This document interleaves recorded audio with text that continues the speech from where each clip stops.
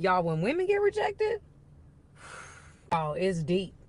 I don't know what it is, but we do not handle it well. Actually, I do know what it is, and I'm gonna tell you in this video. Women desire to be desired. Okay, that is something you're gonna see in every woman.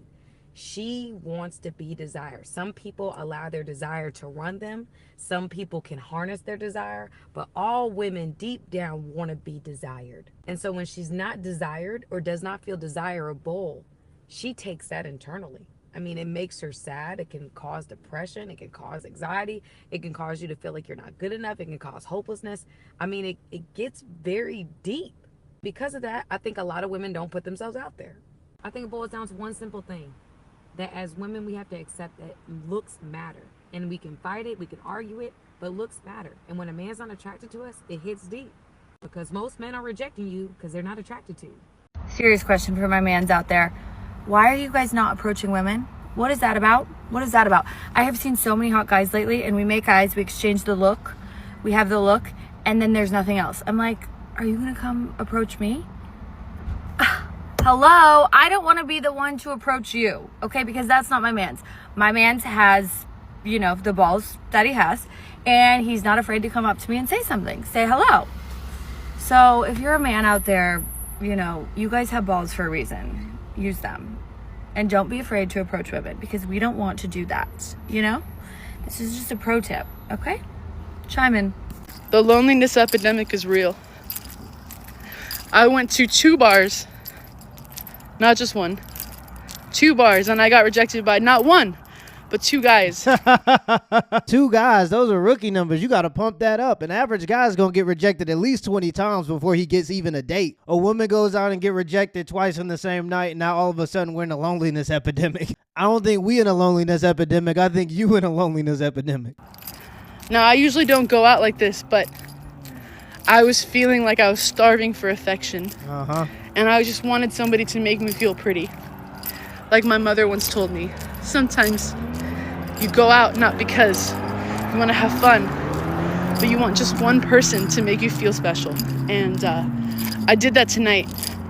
And maybe, just maybe, it was out of desperation. Not that I don't have a lot to live for, I have plenty.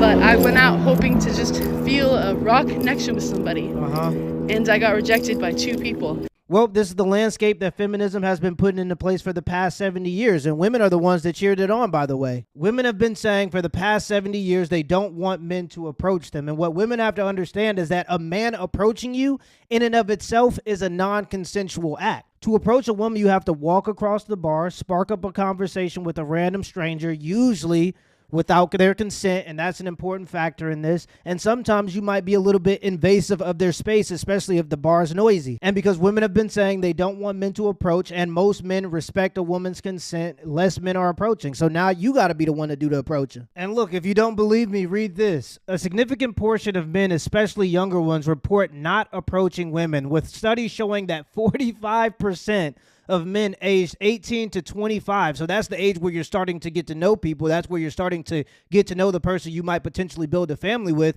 45% of men aged 18 to 25 have never approached a woman in person. For men aged 18 to 30, 55% have not approached a woman in the last year. For men aged 18 to 30, 55% have not approached a woman in the last year. And among single men, fear of rejection or appearing creepy are significant factors. Over 80% of men are afraid to approach women primarily due to fear of rejection, public embarrassment, or social consequences. So yeah, women being rude to men that gather the courage to walk across the bar and spark up a conversation with a stranger. And if they're not rude, they let their fat friend do the talking for them, the one that's never gotten any attention. So they're jealous of the friend that's getting the attention. So they reject the guys on the woman's behalf. But it's okay though. Women have been empowered to get the career that they want. You got to go to college. You got to do the resume, do the interview, then finally get the job. If you're willing to do all that just to go into the workforce, if you want a man, you'll be willing to approach them. And if you're not willing to approach, then things just might get hard for you. But that's the landscape that women cheered on and feminism built. And I felt so terrible that I ended up walking home alone to sober myself up. Because this was not the night that I planned out for myself. The loneliness epidemic is so real. And it is such a raw experience for me, and for a lot of people. Now, it is not that I don't have, I feel like I am a pretty girl. But it is not that I am looking necessarily in the wrong places, but it is the wrong time. And unfortunately, I have knocked on every door that I possibly could have. And every door has come to me to no avail. Also, be careful walking alone at night, because I just had somebody trail me. It's sad what we do when we're starving for affection. The last person that I was spending time with told me that they liked me, but I wanted so badly to be a girlfriend that it turned him away.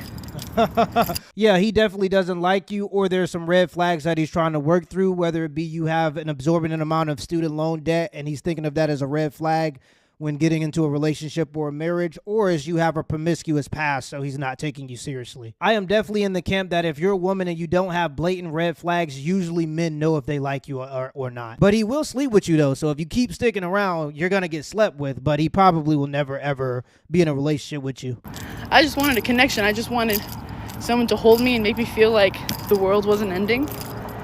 And I spent all of my time trying to make this person feel special so that they wouldn't leave me, just for them to say that I was trying too hard and for them to move on. Yeah, he definitely didn't like her. No man who likes a woman is gonna tell her that she's trying too hard for trying to cater to him. Just for them to say that I was trying too hard and for them to move on. It's absolutely crazy. So now I'm just listening to my music, going on like a 3-mile walk. This I would not advise to you. I was in a funky headspace, so I'm doing it. But be careful out there, ladies. Be careful. And this is how you could tell there's a female loneliness epidemic. The male loneliness epidemic, a bunch of feminists came up with that talking point, and they say that as a way to try to gaslight men into building relationships and blah, blah, blah.